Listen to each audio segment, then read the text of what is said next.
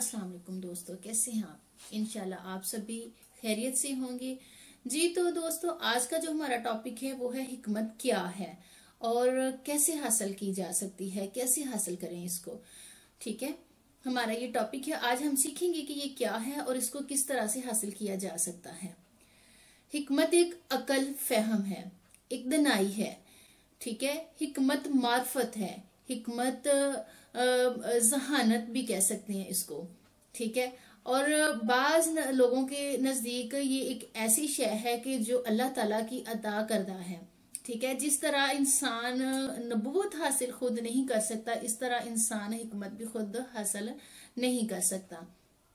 ठीक है, हिकमत दनाई है और हर मामले के मुताबिक उस चीज का हल है और दनाई के साथ उसके जो उसका हल है, सोल्यूशन है, इसको हिकमत कहते हैं।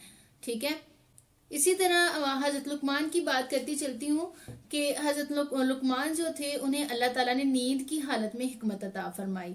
ठीक है, बहरहाल जो हिकमत है वो एक ऐसी शय है कि जो जिस तरह नबूवत अल्लाह ताला अता करते हैं तो नबूवत होती है, इसी तरह हिकमत भी जिसको अल्लाह चाहे उसको अता करता है तो ये मिलती है। लेकिन नबूवत हिकमत से बहुत आगे है। आपको एक बात बताती चलूं कि एक दफा का जिक्र है कि एक औरत किसी बाबा जी के पास चली जाती है। ठीक है, वो बाबा जी आजकल के जिस तरह के ढोंगी बाबा होते हैं इस तरह के नहीं थे।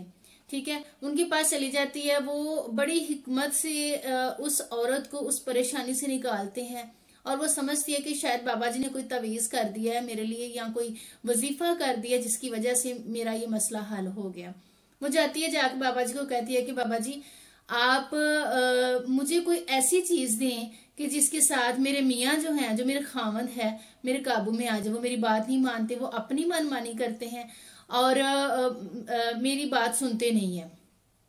अब बाबा जी क्या कहते हैं? बाबा जी कहते हैं कि इस चीज का जो है ना करने के लिए, तवीज करने के लिए मुझे शेर की मूंछ का बाल चाहिए। शेर के मुंह के ऊपर कुछ बाल होते हैं, ठीक है, उसके फेस के ऊपर, तो वो कहते हैं कि शेर की मूंछ का बाल चाहिए मुझे। अब वो कहती है, सोचती है कि मैं वो कैसे ला सकती हूँ, उसके पास कौन जाए, किस तरह से जाऊं और क्या करूं मैं, सोचती रहती है। फिर एक दिन वो जाती है जंगल में, शेर को ढूंढती है। शेर मिलता है उसे, जब शेर मिल जाता है तो फिर हर रोज उस शेर के लिए गोश्त लेके जाती है। जब शेर उससे मानूस हो जाता है तो वो उसके ज्यादा करीब होना शुरू हो जाती है।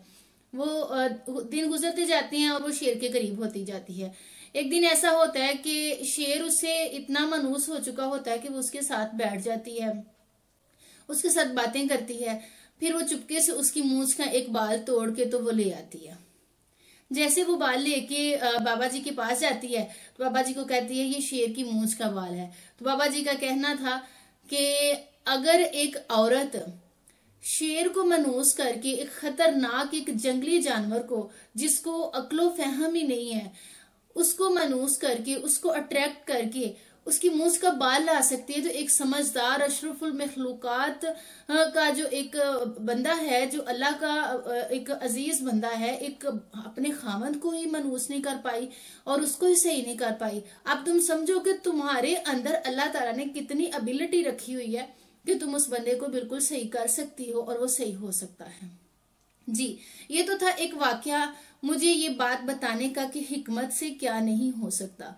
ठीक है, ये एक दनाई की बात थी, ये एक हिकमत की बात थी। अच्छा जी, हजरत लुकमान ने अपने फर्जंद को जिनका नाम अनम था, चंद नसीहतें फरमाई। उन्होंने फरमाया कि हजरत लुकमान जो है इनका जिक्र कुरान मजीद में सूरह लुकमान में भी आया है। इनके अलावा और भी वो बहुत सी दूसरी नसीहतें आपने फरमाई हैं जो कि उनकी तफासीर में भी, तफासीर की बुक्स में भी मौजूद हैं, किताबों में भी हैं। मशहूर है कि आप जो हजरत लुकमान थे वो दर्जी का पेशा इख्तियार किया हुआ था, उन्होंने दर्जी का पेशा करते थे और बाज दफा ऐसा भी, बाज जगहों पे ऐसा भी पड़ा कि वो चरवाहे भी थे। एक दफा वो बैठे हिकमत की बातें और दनाई की बातें कर रहे थे। अब मैं आपको सोल्यूशन बता रही हूँ कि इसका सोल्यूशन क्या है, कि हिकमत कैसे हासिल की जा सकती है। एक दफा आप बैठ के तो बातें कर रहे थे, हिकमत और दनाई की, अक्लो फहम की बातें कर रहे थे, तो एक आदमी आता है कहता है कि अच्छा आप वो जो चरवाहा था, वो जो बकरियां चराया करता था। तो हजरत लुकमान बड़ी खुश असलूबी से बोल के कहते हैं जी हाँ, मैं वही हूँ, क्यों नहीं, मैं वही चरवाहा ही हूँ। उसका कहना था कि आप तो चरवाहे हैं, तो आपने ये हिकमत कैसे हासिल की, किस तरह से आपको ये हिकमत मिली है। तो हजरत लुकमान उसे मुस्कुरा के कहते हैं कि मैंने सच्चाई और अमानतों की अदायगी और बेकार बातों से परहेज की वजह से मुझे हिकमत मिली, जो कि अल्लाह ताला ने उन्हें अता की थी। हम अगर हिकमत और दनाई को पाना